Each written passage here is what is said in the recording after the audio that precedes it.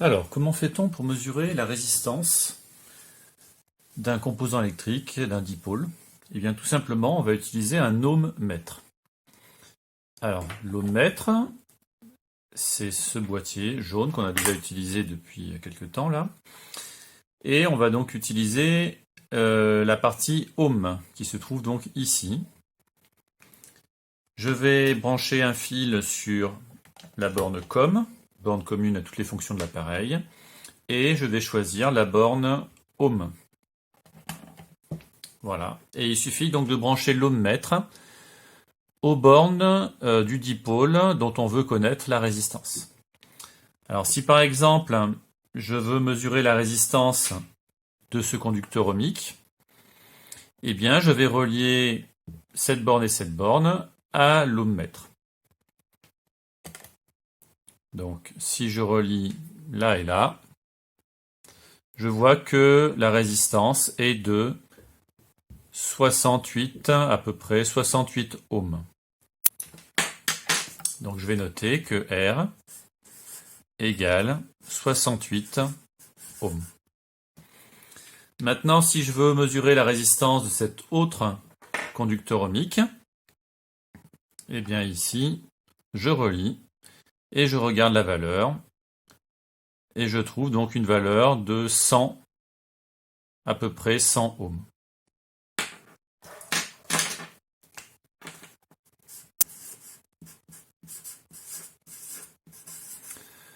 On peut mesurer la résistance de n'importe quel dipôle. Par exemple, si je veux mesurer la résistance de cette lampe, je relie donc le culot par exemple à la borne ohm et je relie le plot à la borne COM. Et je trouve donc une résistance de à peu près 1,8 ohms. Le son qu'on vient d'entendre m'indique que je suis en train de mesurer une résistance qui est très très faible, c'est-à-dire que le matériau est très très conducteur. On se sert de cette fonction généralement pour tester un composant et savoir s'il est en bon état. Par exemple, si je me demande si ce fil n'est pas cassé quelque part, eh bien je relie les deux bornes du fil avec les deux bornes de l'ohmmètre. Et si j'entends un bip, ça signifie que il est en bon état. Voilà, ça c'est la résistance d'un petit fil, 0,1 ohm.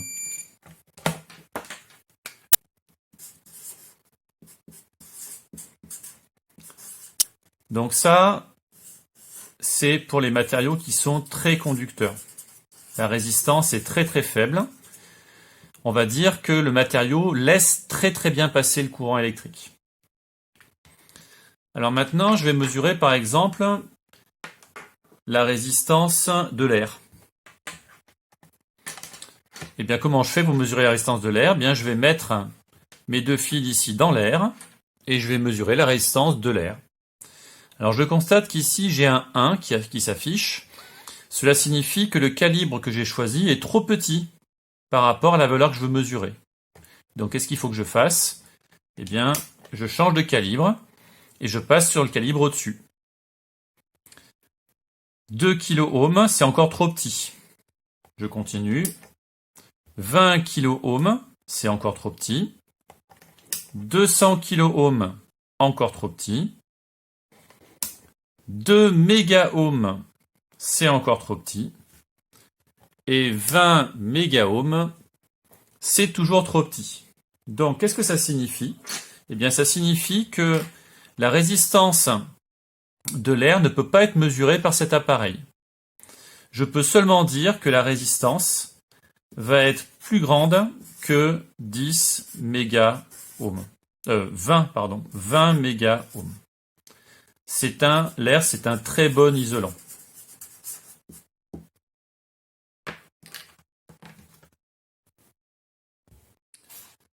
Alors maintenant, je vais mesurer la valeur de la résistance de ce conducteur ohmique. Alors pour ça, donc, je me place sur le calibre 20 mégaohms et je regarde la valeur qu'il m'indique. Je vois qu'il m'indique une valeur nulle. En fait, ça ne veut pas dire que la résistance est nulle, ça veut dire que ce calibre-là est vraiment trop grand par rapport à ce que je veux mesurer. Donc, je passe sur le calibre inférieur. Même chose.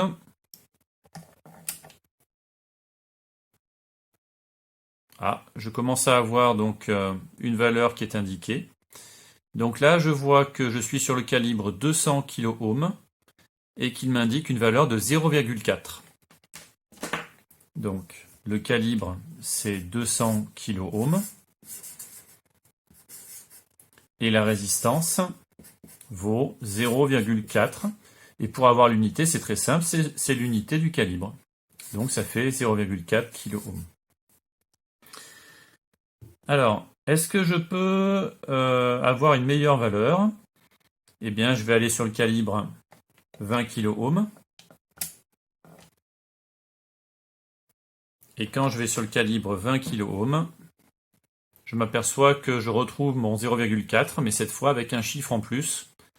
J'ai des centièmes qui apparaissent. Donc sur le calibre 20 kOhm, la résistance vaut 0,47 kOhm.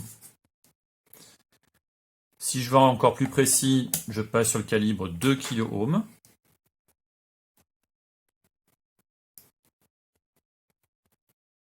Et je mesure maintenant une résistance de 0,476 kOhm. 0,476 kOhm. Et sur le calibre 200 ohms, qu'est-ce qu'il va m'indiquer? Eh bien, il ne va rien m'indiquer du tout. Parce que tout simplement, si je convertis les kiloohms ici en ohms, c'est-à-dire ceci, si je convertis en ohms, ça me fait 476 ohms. Et je vois que le calibre 200 ohms eh bien, n'est pas adapté puisque le calibre est plus petit que la valeur que je veux mesurer. Donc quand je vais mettre le conducteur ohmique ici entre les deux bornes de l'ohmmètre, eh bien normalement, il va m'indiquer que ce calibre est bien sûr trop petit par rapport à ce que je veux mesurer. Donc le meilleur calibre pour faire cette mesure, c'est le calibre 2 kOhm. C'est celui-là. Et la meilleure valeur que je peux obtenir, c'est ça.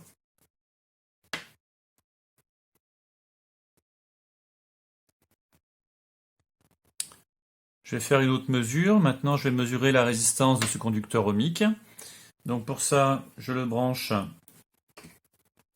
aux bornes de l'ohmmètre. Je suis sur le calibre 20 mégaohms.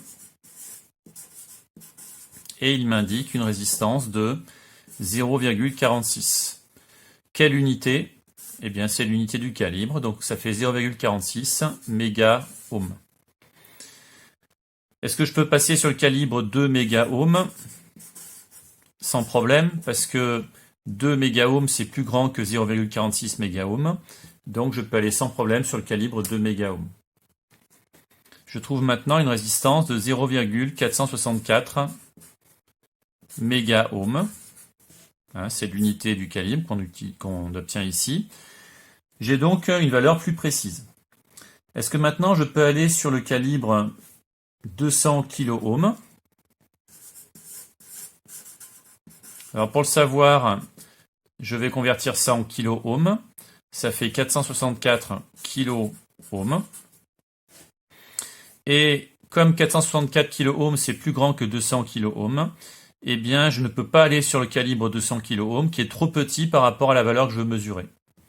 Donc la meilleure valeur, c'est celle-là, sur le calibre 2 mégaohms. Si jamais je vais sur le calibre 200 kiloohms, on obtient bien sûr le 1 qui signifie que le calibre est trop petit. L'ohmmètre, je peux aussi mesurer par exemple la résistance d'un corps humain. Donc si je me branche sur l'ohmmètre et que je touche les deux bornes, je vois que j'ai une résistance qui change, mais qui est de l'ordre de, on va dire, 0,5 mégaohms. Je vais aller sur le calibre 2 mégaohms. Voilà, donc on va dire en gros, je vais prendre une valeur au vol, 0,6, 0,66 mégaohms. 0,66 mégaohms. J'étais sur le calibre 2 mégaohms.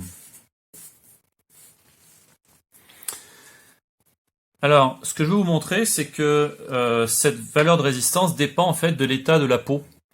Là, j'ai les mains plutôt sèches. Si jamais je refais la même manipulation, mais en humidifiant un petit peu la peau, en la mouillant carrément même, eh bien, en mesurant la résistance, je trouve que cette résistance diminue très très fortement. Je suis donc plus conducteur avec la peau mouillée qu'avec la peau sèche. Alors là, il y a un... Voilà, donc je peux mesurer par exemple mon kilo-ohm.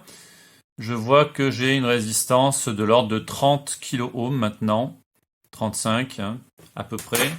J'ai une résistance de l'ordre maintenant de 35 kilo-ohms.